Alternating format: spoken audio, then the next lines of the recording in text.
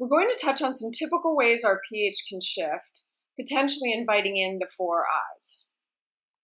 The 4 I's being itching, inflammation, irritation, and infection.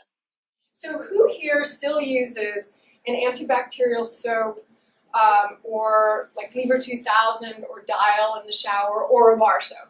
We don't want to use antibacterial soaps, and the reason you don't want to use an antibacterial soap is because that flora and fauna down there, there's good bacteria and there's bad bacteria. So maybe you're taking away bad bacteria, but you're also taking away the good, opening the door for the proliferation of that yeast or that BV to start happening. We are, again, going back to how miraculous our vaginas are, we're self-cleansing.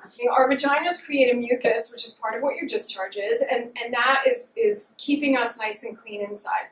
So douches, if you're using water, that's a pH of 7 that you saw earlier on the previous slides, and the solutions that you buy in the like Summer's Eve packet, those are pretty harsh chemicals and also incorrect pH. So not only are you flushing out good and bad bacteria, but you're introducing alkalinization. Here are some tips on how to properly clean yourself. When you're showering, bathing, please use a high quality pH balance cleanser, something like my product here, After It. Our vaginas are, there's a lot of skin down there, so the proper way to avoid BV, as recommended by gynecologists, I've interviewed a lot of them, you want to clean between the folds really thoroughly. Again, no scrubbing because that's a mucous membrane. You don't scrub the inside of your lip, right? Or you wouldn't do that. So you don't want to be doing it down there because that can lead to tearing